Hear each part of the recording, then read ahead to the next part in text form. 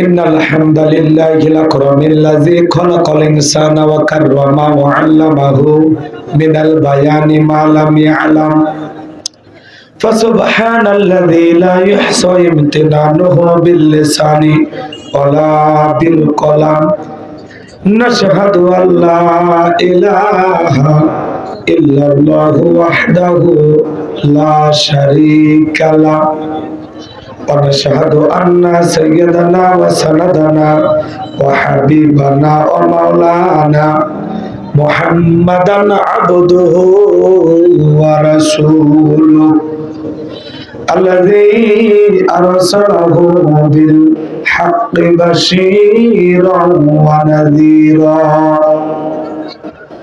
وداعيا إلى الله بإذنه وسراجا وقمرا منيرا فقد قال الله تعالى في كلامه المجيد وفي فرقانه الحميد সকলে জবান ছেড়ে মোহাব্বতে আওয়াজ দিয়ে পড়ুন আউযু বিল্লাহি মিনাশ শাইতানির রাজীম বিসমিল্লাহির রাহমানির রহিম ইন্না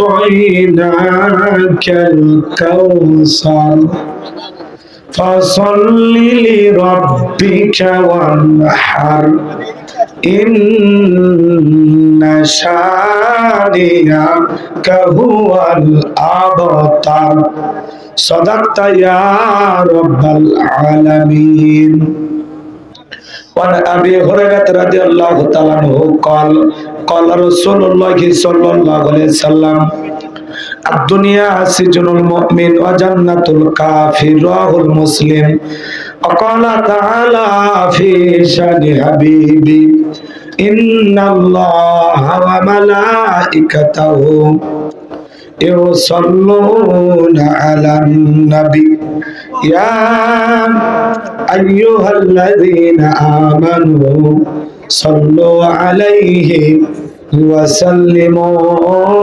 تسليما সকলে দরুদ ইব্রাহিম পড়ুন আল্লাহুম্মা সাল্লি আলা মুহাম্মাদ ওয়া আলা আলি মুহাম্মাদ কামা সাল্লাইতা আলা ইব্রাহিম ওয়া আলা আলি ইব্রাহিম إنك حميد مجيد اللهم بارك على محمد وعلى آل محمد كما باركت على إبراهيم وعلى آل إبراهيم إنك حميد مجيد মুসলিম মোরা ঘুমিয়ে পড়েছি বিবেকে জ্বলতে তালা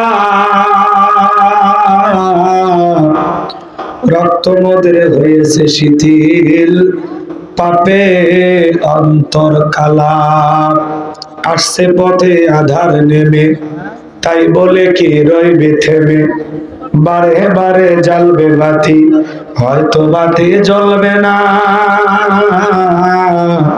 তাই বলে তো ভীরুর মতো বসে গেলে চলবে না মুসলিম আমি সংগ্রামী আমি চির রণবীর আল্লাহকে ছাড়া কাউকে মানি না নারায়ে তাকবীর মুসলিম জাগে কারবালাতে কঠিন শপথ পড়ে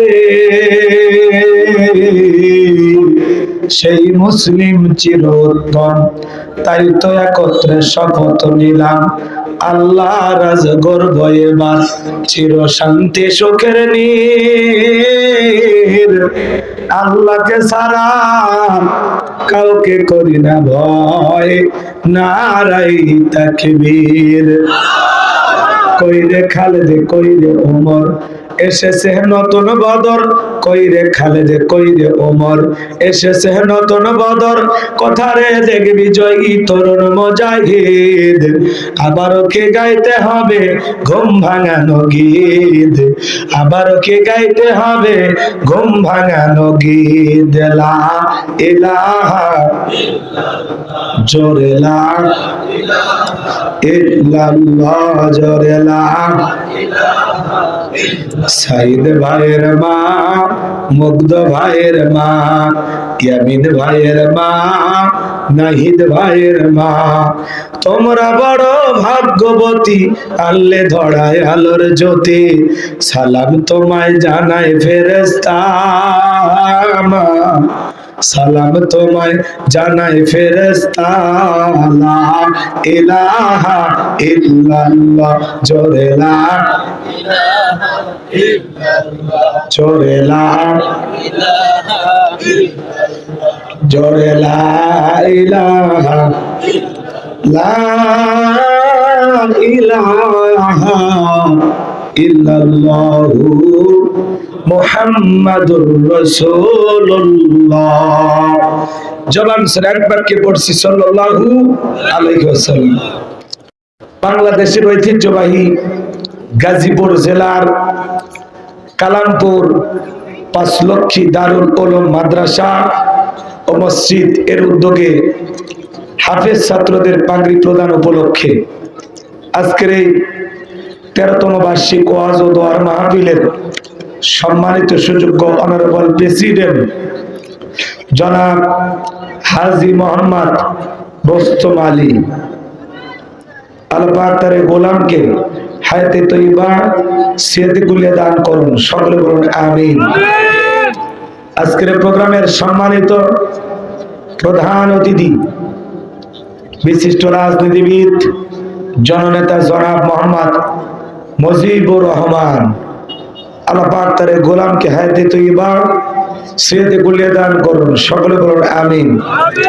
আজকের প্রোগ্রামের উদ্বোধক জনাব আলহাজ ডাক্তার মোহাম্মদ বখতিয়ার সাহেব, আল্লাহ পাক তার প্রিয় গোলামকে হায়াতে তৈবা সিয়াতে কুলিয়া দান করুন, সকলে বলুন আমিন। আজকের প্রোগ্রামের বিশেষ অতিথিবৃন্দ, আমন্ত্রিত অতিথিবৃন্দ, সম্মানিত অতিথিবৃন্দ, জাতির শ্রেষ্ঠ সন্তান, সম্মানিত উলামায়ে কেরাম, কথা বলে ধন্য করেছেন মুফতি জয়নাল আবেদিন, মুফতি মিজানুর রহমান, হাফেজ মাওলানা ইব্রাহিম খলিল। সকল আলোচকরা আলোচনা আল্লাহ পাক দ্বীনের জন্য, ইসলামের জন্য, কোরআনের খেদমতের জন্য কবুল করুন, সকলে বলুন আমিন। মঞ্চে উপস্থিত সম্মানিত উলামায়ে কেরাম, সামনে বসা পিতৃ সমতুল্য মুরব্বী বাবাজিরা, কলিজার টুকরা প্রাণ প্রিয় যুবক ভাইরা, ছোট ছোট সোনামানিকেরা, পর্দার আড়ালের সম্মানিতা অবলা সরলা আবেদা সালেহা মা ও বোনেরা, প্রশাসনের সম্মানিত পুলিশের ভাইরা, ডিবির ভাইরা, জাতির বিবেক প্রিয় সাংবাদিক বন্ধুগণ, বিভিন্ন রাজনৈতিক দলের সম্মানিত নেতা কর্মী ভাইরা, সবাইকে আরেকটি বার সালাম দিচ্ছি। আশা করছি সকলেই সালামের জবাব জোরে সোরে দেবেন। আসসালামু আলাইকুম ওয়া রাহমাতুল্লাহি ওয়া বারাকাতুহু। আমরা শুকরিয়া আদায় করতেছি সেই মহান রবের দরবারে, আল্লাহ পাক সুবহানাহু ওয়া তাআলা অত্যন্ত দয়া করে, করুণা করে, মায়া করে, মহাব্বত করে, ভালোবেসে পছন্দ করে, অত্র এলাকা থেকে গনে গনে গুণান্বিত করে, যাচাই বাছাই করে, শুধুমাত্র কেবলমাত্র কোরআনুল কারীমের মহাব্বতে আজকের মাহফিলে আসার বসার সুযোগ দান করেছেন। সে মহান রবের দরবারে সিজদাবনত চিত্তে কালিমাতুশ শুকর আদায় করে পড়ছি আলহামদুলিল্লাহ। হয় নাই কৃপণতা অলসতা দূর করে মুসলমান হিসাবে সিংহের মতো বাঘের মতো গর্জন দিয়ে আল্লাহর দেয়া জবান দ্বারা দুইটা ঠোঁট নাড়াইয়া শরীরের সবটুকু শক্তি উজাড় করে চিৎকার মেরে বলুন আলহামদুলিল্লাহ। বলুন রব্বানা লাকাল হামদ হামদান কাসীরান তাইয়িবান মুবারাকান ফি। লক্ষ কোটি দরুদ ও সালাম মানবতার শ্রেষ্ঠ বন্ধু বিশ্বনবী বিশ্বনাথা যে নবী আইয়ামে জাইলাতুল যুগে আগমন করে অসভ্য মানুষগুলোকে সভ্য বানিয়েছেন, অভদ্র মানুষগুলোকে ভদ্র বানিয়েছেন, কোরআন নামের সংবিধান দিয়া, কোরআনের রাজ কায়েম করিয়া, সোনালী যুগ উপহার দিয়া মদিনার পাক ভূমিতে শায়িত আছেন সে রাসূলের প্রতি কলিজা ভরা মুহাব্বত নিয়ে পড়ছি দরুদ ও সালাম। সকলেই পড়ুন সাল্লাল্লাহু আলাইহি ওয়াসাল্লাম। সম্মানিত ভাইরা আমার, ভূমিকায় লম্বা কথা নয়, সরাসরি মূল আলোচনায় প্রবেশ করতে চাই। আসলে আমি দাওয়াত নেওয়ার সময় আমাকে যত কমিটি দাওয়াত দিতে চান, বিশেষ করে যারা রাতের মূল প্রোগ্রাম নেয়, আমাদের তাদেরকে বলে দিই আমার আলোচনার সময় রাত 10টা থেকে 12টা। বলে হ্যাঁ হুজুর আপনি থাকবেন, আর তেমন কেউ নাই। কি কয় আপনি থাকবেন আর তেমন কেউ না। এরপরে মাহফিল আসলে পরিবেশগুলো উল্টো পাল্টা হয়ে যায়, ভালো মনটাও খারাপ হয়ে যায়। কথা কি বুঝতে পারতেছেন? এই যে প্রচন্ড কুয়াশার ভিতরে রাত পোহালে আপনাদের সবাইকে নিজের কর্ম ক্ষেত্রে যেতে হবে, জীবিকার তাগিদে। কথা বলেন না কেন? রাত 2টা পর্যন্ত ওয়াজ শুনলে গাজীপুরের মানুষের চলবে না। আমি বক্তা ফিরে আছি, আমার সমস্যা নাই, কিন্তু আপনারা ব্যস্ত মানুষ, এই জন্য আমরা রাত 12টার 1 মিনিট পার করব না, এর মধ্যেই দোয়া হবে ইনশাআল্লাহ। 1টা ঘন্টা কোরআনের মহব্বতে আপনাদের কাছে আমি অনুরোধের ভাষায় চেয়ে নিচ্ছি। কষ্ট হবে আপনাদের? থাকবেন তো ইনশাআল্লাহ? যদি 10টায় দিত 2 ঘন্টা হইতো, 10:30টায় দিলে 1.5 ঘন্টায় তা মোটামুটি হইতো। আমি বের হতে চাইলে ওনারা টেনে ধরে, আর একটু দেরি করেন। তা আমি এই জন্য বলতেছি, আমি নিজে বললাম যে ভাই আপনারা আমাকে যা দিয়ে আপনি আমার থেকে যে কোনো কাজ করায় নিতে পারবেন, যদি আমাকে সময় মতো তুলে দেন। কথা কয় না কেন? তো সময় মতো না উঠলে বয়ান করব কি করব মাথায় কাজ করে না। আর রাত 12টার পরে আপনারা থাকবেন না। আমি ঢাকাতে আজ পর্যন্ত যতগুলো প্রোগ্রাম করছি 12টার পরে লোকজন একেবারে কয় হুজুর আপনি থাকেন, কালকে ডিউটি আছে। কি বলবো, কিছু করার আছে আমার, বলেন। তো এইরকম অবস্থা। তো যাই হোক, এখানে যারা আসছেন সবাই আমার মহাব্বতের মানুষ, বিশেষ করে অধিকাংশ মানুষ উত্তরবঙ্গের, আমার ভালোবাসার মানুষ। কথা বলেন ঠিক কিনা? আসছেন নিজের এলাকার বক্তার দর্শনার জন্য। কি রাগ করছেন? ছোট্ট একটা সূরা ধরেছি, যত দ্রুত সম্ভব আমরা আলোচনা শেষ করে দেব ইনশাআল্লাহ। 12টা পর্যন্ত ধৈর্য নিয়ে কারা কারা বসে থাকবেন না তারা হাত তোলেন। যারা থাকবেন না, অনেকে ঝোঁকে তালে তুলেছেন।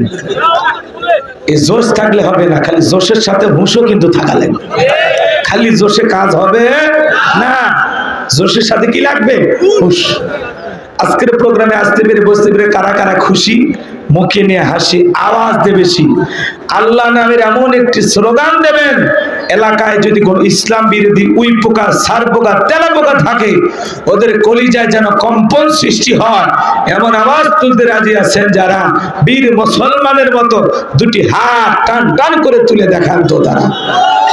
লিল্লাহে তাকবীর, লিল্লাহে তাকবীর।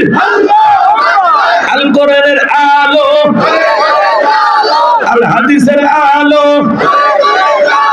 দুনিয়ার মুসলিম, সারা বিশ্বের মুসলিম, আমার নেতা তোমার নেতা, লিল্লাহে তাকবীর।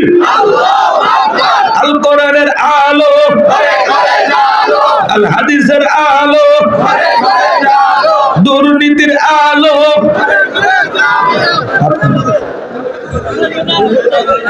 অনেকে চোখে তালে বলেই ফেলেছে, দুর্নীতির আলো ঘরে ঘরে যান। বাংলাদেশে দুর্নীতি দমন কমিশন আছে না নাই? এরপরে দুর্নীতি কমেছে নাকি ডিজিটাল কাজে বেড়েই চলেছে? দিন যত গড়াচ্ছে দুর্নীতির পাল্লা তত ভারী হচ্ছে। কথা বলেন ঠিক কিনা? আমরা চাই আমাদের এই প্রিয় মাতৃভূমি বাংলাদেশ দুর্নীতি মুক্ত। আল্লাহ কবুল করুন, জোরে বলুন আমিন। আমরা যে আমাদের বাংলাদেশ মাদক মুক্ত, আল্লাহ কবুল করুন, চিল্লা বলুন আমিন। আমরা যে আমাদের বাংলাদেশ যৌতুক মুক্ত, আল্লাহ কবুল করুন, জোরে বলুন আমিন। আমরা যে আমাদের বাংলাদেশ নাস্তিক মুক্ত, আল্লাহ কবুল করুন, জোরে বলুন আমিন। আর কোনো ভূমিকা নয়, আমরা ডাইরেক্ট আল্লাহর কোরআন থেকে কথা বলতে চাই। আর কোনো ভয় আছে? জোরে বলেন, ভয় আছে? আজ থেকে কয়েক মাস আগে কোরআনের মাহফিলে কথা বলতে গেলে আমাদেরকে বাধার সম্মুখীন হওয়া লাগতো। যারা আমাদেরকে দাওয়াত দিয়ে নিয়ে আসতেন, এর যেই জায়গাতে খাওয়া দাওয়ার ব্যবস্থা থাকতো, ওখানে কিছু বুদ্ধিজীবীদের আগমন ঘটতো। ওরা এসে আমাদেরকে প্রথম সবক দিত। হুজুর, যা বলবেন বুঝে শুনে বলবেন, কথা কয় না। মঞ্চে আসার পরে আবারও কিছু বুদ্ধিজীবীদের আগমন ঘটতো। এরা এসে দ্বিতীয় সবক দিত। এসে বলতো, হুজুর, এলাকাতে মোটামুটি আমরাই সব। লজ্জা করবেন, খবরদার নেত্রীর বিরুদ্ধে কোনো কথা বলবেন না। বলেন তো বাজান, এখনকার ওই বুদ্ধিজীবীরা আছে? টর্চ লাইট মেরেও চেহারা খুঁজে পাওয়া যাচ্ছে না। কথা বলেন না কেন? এজন্য মনে রাখবেন, জুলুম কখনো চিরস্থায়ী হয় না। জালেমদের শেষ পরিণতি হলো পরাজয়, আর ইমানদারদের শেষ পরিণতি হলো বিজয়। শেষ বিজয়ের হাসি আমরাই হাসবো। যারা কোরআনের মাহফিলে বাধা দিত, যারা আলেমদের কণ্ঠ বন্ধ করার ষড়যন্ত্র করেছিল, এদেশের নিরপরাধ মানুষদেরকে ফাঁসির দড়িতে ঝুলিয়েছিল, এতিম মাদ্রাসার বাচ্চাদেরকে হত্যা করেছিল, মিথ্যা মামলা হামলা দিয়ে এদেশের মানুষের জনজীবনকে অতিষ্ঠ করে তুলেছিল, আজকে তাদের ক্ষমতার চেয়ার ভেঙে চুরমার হয়েছে। তারা নিজেরাই এক একজন এখন মামলার আসামি। কথা বলেন না কেন? কার কথা বলছি? বললে ভেঙে বলা লাগবে নাকি ইশারায় বোঝেন? জি, ইশারা দেওয়ার দরকার নাই। আগে বলতাম কিছু আছে প্যান্ডেলে, কিছু আছে অ্যাঙ্গেলে। এখন আর অ্যাঙ্গেলে না, যা বলবো সব ডাইরেক্ট। অ্যাঙ্গেলে বলার দিন শেষ, ডাইরেক্টের বাংলাদেশ। রাগ করতেছেন তো? ভূমিকা দেব না, অনেক কথা বলার আছে, একটু অপেক্ষা করেন। আগে শুরু তো করি নাকি? ঘাটে ঘাটে মার হবে, সাউন্ড হবে না। তাকবীর দেন একটা, লিল্লাহে তাকবীর। সূরার নাম কাউসার। জোরে বলেন, কি নাম? কাউসার। মোট আয়াত আছে 3টি, রুকু আছে 1টি। বিশ্বনবীর মক্কার জিন্দেগিতে আল্লাহ তাআলা এই সূরাটি নাজিল করেছেন। কোরআনুল কারীমের 108 নম্বর সূরা। ছোট্ট একটি সূরা তিলাওয়াত করেছি। আপনাদের যদি অনুমতি পাই তাহলে আলোচনায় চলে যান। কি অনুমতি আছে তো? ইনশাআল্লাহ। আল্লাহর মহব্বত আর ভালোবাসায় এই জান্নাতের বাগানে আমি গুনাহগারকে মহব্বত করা দরকার নাই। আল্লাহর কোরআনের মহব্বত আর ভালোবাসায় 12টা পর্যন্ত ধৈর্য নিয়ে কারা কারা থাকবেন 2 হাত তুলে বলেন ইনশাআল্লাহ। আর একটু জোরে বলেন ইনশাআল্লাহ। আল্লাহ কবুল করুন। এই যে ওয়াদা দিলেন, ওয়াদা ভঙ্গ করা কিসের লক্ষণ? মুনাফিকের লক্ষণ। আমার বিশ্বাস গাজীপুরের মাটিতে মুনাফিকের জায়গা নাই। কথা বলেন না কেন? এখানে যারা বসে আছে সবাই সত্যবাদী, আল্লাহওয়ালা। তারা তাদের প্রতিশ্রুতি ঠিক রাখবে ইনশাআল্লাহ। একজনও আশা করবেন না। যারা দাঁড়িয়ে আছেন একটু কষ্ট হচ্ছে, মাইনে নেন। আপনারা দাঁড়িয়ে থেকে আমাদের লাভ করতেছেন, কারণ আপনারা একদিক দিয়ে আমাদের আলোচনাও শুনতেছেন, আবার আর এক দিক দিয়ে আমাদের সিকিউরিটির দায়িত্ব পালন করতেছেন, আমাদেরকে নিরাপত্তা দিচ্ছে। কথা বলে ঠিক না? যারা দাঁড়িয়ে আলোচনা শুনতেছে, এই বসে থাকা মানুষের চাইতে তাদের সব ডাবল। সুবহানাল্লাহ বলবেন না? এজন্য আপনারা হতাশ হবেন না। বিছানা পান নাই তাতে কি? আল্লাহ যেন জান্নাতি বিছানার ব্যবস্থা করে দেয়। এটা জোরে বলেন না আমিন। আমরা সবাই জান্নাতের বাগানে বসেছি, 49 পর্যন্ত ধৈর্য নিয়ে আপনারা থাকবেন ইনশাআল্লাহ। তাহলে সূরার নাম কাউসার। মোট আয়াত 3টি, রুকু আছে 1টি। কোরআনুল কারীমের 108 নম্বর সূরা। মনে থাকবে ইনশাআল্লাহ। তাহলে জবান ছেড়ে সবাই একটু মহব্বতে আমার সঙ্গে তিলাওয়াত করুন। আউযু বিল্লাহি মিনাশ শাইতানির রাজীম। বিসমিল্লাহির রাহমানির রাহিম। বিতাড়িত মুর্দার শয়তানের কাছ থেকে আল্লাহ পাকের কাছে আশ্রয় প্রার্থনা চাচ্ছি। পরম করুণাময় শিবদয়ালু আল্লাহ তাআলার নামে শুরু করছে। সব একটু মহাব্বতে কণ্ঠ নাড়িয়ে, সকলের মুখস্থ আছে না? সেই জিনিস যত বেশি জানবেন চর্চা কমে না বাড়ে? অনেকে ভাবতেছেন হুজুর এই সূরা তাফসীর করবেন, এটা যদি জানতাম আপনার মাহফিলে আসতাম না। কথা আছে বাজান, এক একটা ফুলের এক একটা সুঘ্রাণ। আপনারা যেভাবে সূরা কাউসার তাফসীর জানেন, আমি হয়তোবা সেভাবে জানি না।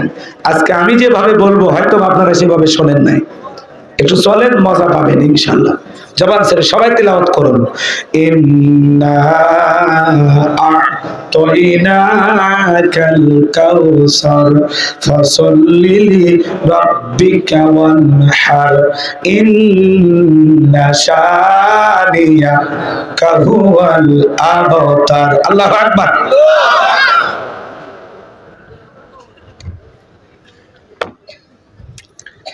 যে কোনো আয়াত বা সূরা তাফসীর করতে হলে কোন প্রেক্ষাপটে কোন সময় আল্লাহ তাআলা সেই সূরাটি বা আয়াতটি নাজিল করেছেন, সে নাজিলের প্রেক্ষাপট জানার দরকার আছে না নাই?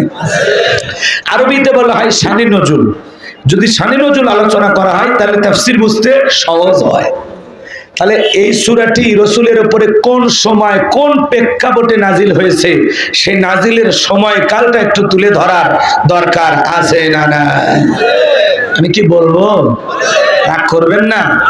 সম্মানিত ভাইয়েরা আমার, নবীজির প্রিয় সাহাবী হযরতে আনাস রাদিয়াল্লাহু তাআলা বলেন, নবীজি কাবার হাতিমে হেলান দিয়া বসেন। আমি তাকায় দেখি নবীজির মনটা ভীষণ খারাপ, মুখটা মলিন, চোখের কোণা দিয়া অশ্রু ঝরতেছে। হযরতে আনাস দেখে বলেন, কিছুটা সময় অতিবাহিত হয়ে যাওয়ার পরে আমি তাকায় দেখি আমার নবীজি মুস্কি মুস্কি হাসতেছেন। বলুন সুবহানাল্লাহ। নবী কেন কাঁদেন, কেন হাসেন, এর পেছনে রহস্য আছে না নাই? নবীজির মনটা কেন খারাপ? কারণ হলো নবীজির কলিজার টুকরা ছেলে সন্তানগুলো জন্ম নেয়, আর এক এক ছেলে সন্তানগুলো মারা যায়। আবুল কাসেম মারা যায়, আবু তাহের মারা যায়, ইব্রাহিম মারা যায়। বাবা হিসাবে নবীর মনে কষ্ট লাগে কি না?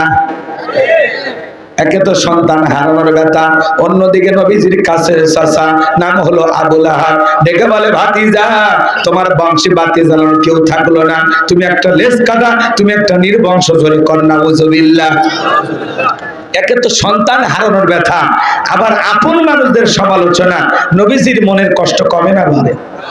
আপনারাই বলুন, আল্লাহ না করুক আপনার আমার সন্তান যদি মারা যায়, কাছের আত্মীয় স্বজনদের উচিত বিপদের দিনে সান্ত্বনা দেওয়া। বাবা তুমি সবর করো, ধৈর্য ধারণ করো, আল্লাহ এসেছে, আল্লাহ নিয়েছে, মন খারাপ করো না।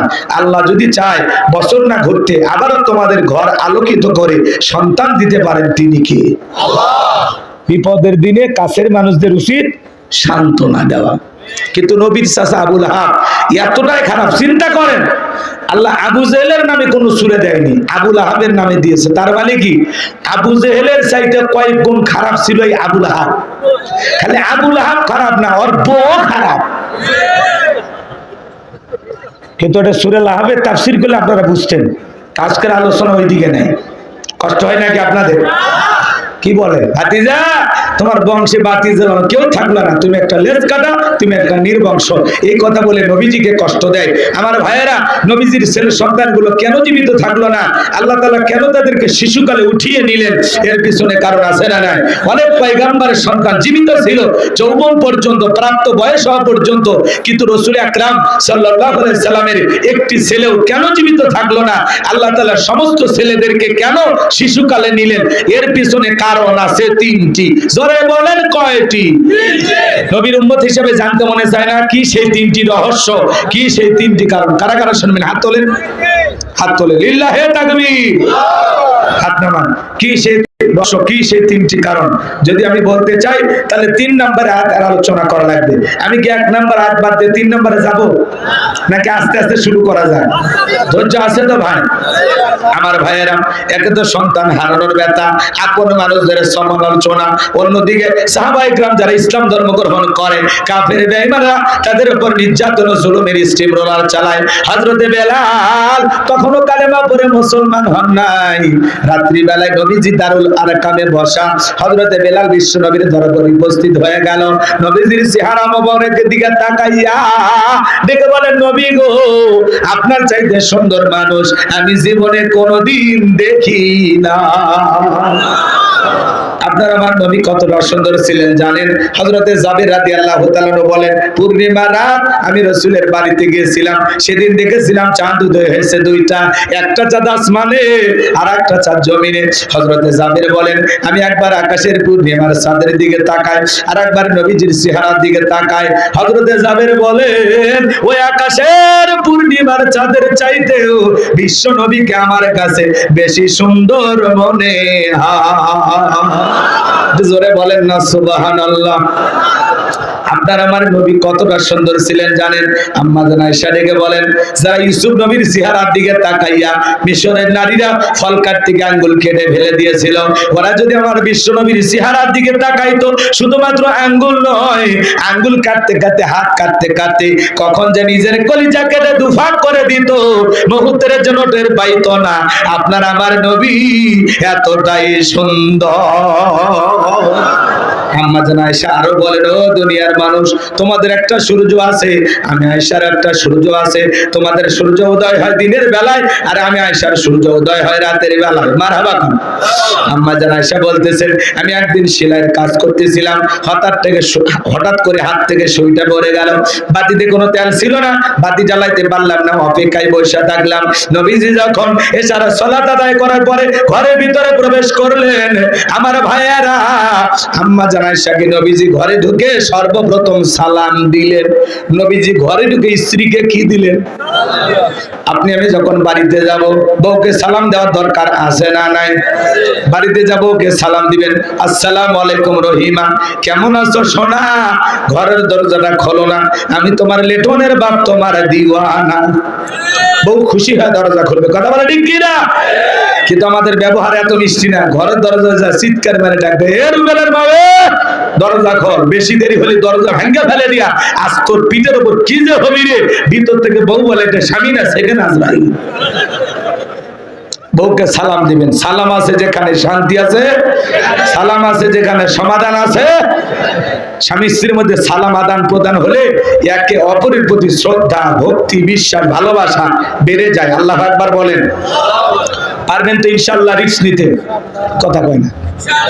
সালাম দিতে পারবেন তো ইনশাআল্লাহ? এদিক খেয়াল করেন বাজান গো আমার, বাড়িতে যাব, ওকে সালাম দিবেন। লোকজন যদি না থাকে, বইয়ের হাত মুসাফা করবেন। কার হাত? এ যুবকে কথা বলো, বলবা না তোমরা কথা? কার হাত? বইয়ের হাত। পাশের বাড়ির ভাবির হাত না ধরলে ঝাঁটা দিয়ে পিটাবে। বইয়ের হাত ধরে মুসাফা করবেন। একেবারে যদি ময়দান ফাঁকা থাকে, কোলাকুলিও সেরে নেবেন। কথা কয় না। স্বামী স্ত্রীর মধ্যে সালাম আদান প্রদান হলে আল্লাহর পক্ষ থেকে রহমত নাজিল হয়। সুবহানাল্লাহ। আর ঘরে ঢুকে স্বামীও সালাম দেয় না, বউও সালাম দেয় না, দুইজনে বোবা। যার বউ নাই, মা নাই, মাও সালাম দিয়ে ঢুকতে হয়। বাড়িতে যারাই থাক, স্বামী স্ত্রীকে সালাম দিবে, ছোট বাচ্চাদেরকে সালাম দিবেন, অভ্যাসে পরিণত হবে। 10 দিন বউকে সালাম দিলে, 11 দিনের মাথায় বউ আপনার দিলে, আসসালামু আলাইকুম বল্টুর মা, শিকার লাগবে গো। কথা কয় না? পারবেন তো ইনশাআল্লাহ? এক জায়গায় ওয়াজ করতে গেলাম, একজন কয়, হুজুর বউ সালাম দিতে গিয়ে শরম লাগে। আমি তখন বললাম, বিয়ে করছেন আপনি? কি কোন হুজুর, 3 সন্তানের বাবা আমি। আমি তখন বললাম, স্ত্রী সর্বশেষ একটা দোয়া আছে, তুমি কি জানো? কথা হুজুর, ওটা দোয়া পড়ার টাইম। কথা কয় না। বউকে সালাম দিতে গিয়ে শরম লাগে, আর এদিকে বাচ্চা হয়ে যায়। আর শরম যদি বেশি হয় তো আর বউয়ের বাচ্চা হওয়ার কথা যদি কম। তো যারা বলে বউকে সালাম দিতে গিয়ে শরম লাগে, ওটা শরম না, ওটা হলো শয়তানি। কথা কয় না। বউ কি জীবনের কম আপন নাকি? আপন মানুষকে সালাম দিতে এত সমস্যা কেন? কোনো অজুহাত চলবে না। মনে থাকবে তো ইনশাআল্লাহ? হ্যাঁ, ঘর ঠিক, দুনিয়া ঠিক। আপনি তো বুঝিচ্ছেন না। যত অশান্তির মূলে কোথায়? কথা কয় না কেন? ঘরের পরিবেশ যদি ঠান্ডা থাকে, জীবনে শান্তি পাবেন। আর ঘর যদি উত্তপ্ত গরম থাকে, খালি জ্বলে পুড়ে মরবেন আর আফসোস করবেন। অতএব ঠান্ডা রাখতে গেলে 1 নাম্বার ঔষধ বউকে সালাম দেওয়া লাগবে। কে মেডিসিন কাজে লাগাবেন?